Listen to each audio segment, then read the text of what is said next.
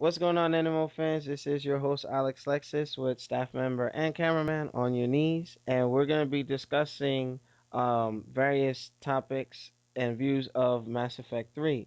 Now, I'm going to be doing it in an interview style, so I'll be asking questions, and on your knees, the expert will be answering them. All right, so Mass Effect 3 released the same day as Street Fighter Cross Tekken. For me, it fell under the radar because my attention was mainly on that fighting game.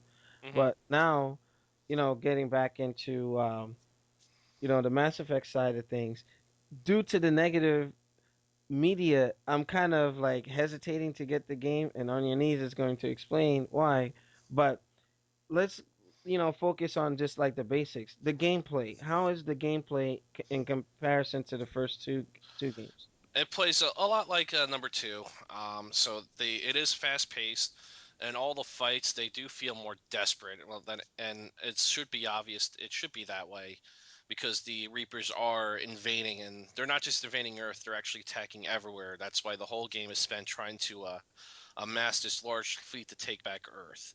The stages themselves are pretty straightforward. There's not much not I wasn't going to say there's not much variety in them. The environments are actually rather nice, but the missions themselves are pretty linear.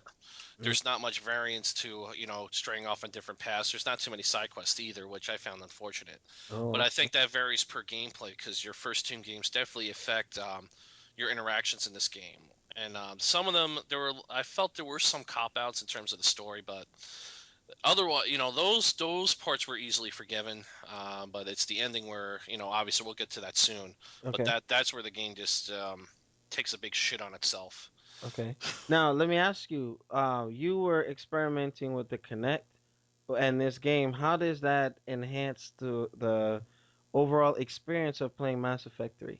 Well, I actually had it on the PC, so I didn't get Connect. Okay. But the general view of that was it's really only good to give commands to your partners because that was a little cumbersome even on the computer. Uh huh. But in terms of using your abilities, I did try it on the demo, and there was like a 2 second lag, so it didn't really feel that useful. But Mhm. at least with commanding your partners, you could tell Liar to go here, or you got your what's his face Jersey Show ripoff boy. I can't remember, Vega. You could tell him to go somewhere else, and or you could tell them to use their abilities, and those could be hotkey the keys on your controller or your keyboard. But it did definitely add an aspect to it. If they could tighten it up to be where it was more real time and real response, Mhm. um, it's definitely something that's usable. And I think that function should be utilized in other games because I know they experienced uh they tried it in the past, but like you said, it wasn't as tight. And if it gets tighter along the line, for those types of shooters, that would really help, especially Yeah, in a tense situation where you don't want to break the flow of the game by pausing it, going into a menu. If you yeah. can just tell it to do it, and that'd be great. It'll It, feel like real time. and you don't want to be like the original SOCOM where you had to yell your command 5 times for it to go through either. All Great right. premise, but and first game of the genre, so it had some work to be done. But Okay. yeah, but in terms of that, it was something. It had great potential, and it that does serve the one purpose. But otherwise, it's something that you can really do without.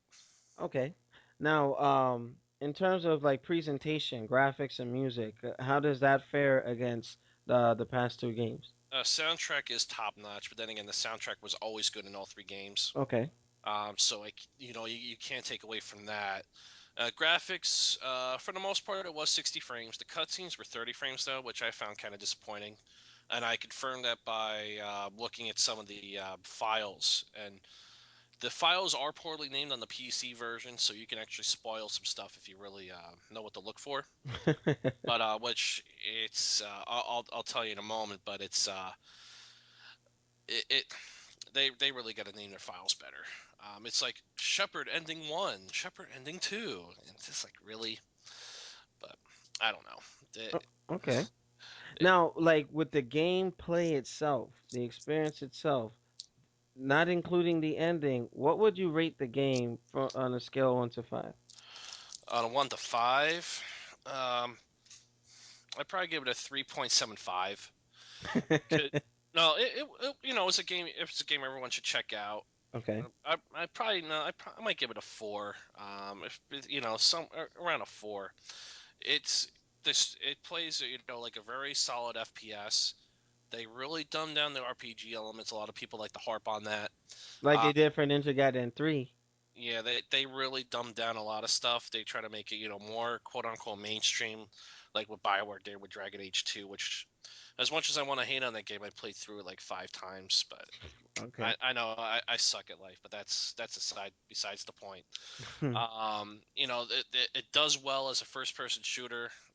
Stories, for the most part, very well implemented, very engaging, and you actually give a damn about the characters involved, which is the main point of any story. You want to give a damn about what happens. And that's where the success of the writers comes into play. Aside from the ending, Mm-hmm. like with Metal Gear, people actually cared what happens to Snake, even though there's still like a cliffhanger ending.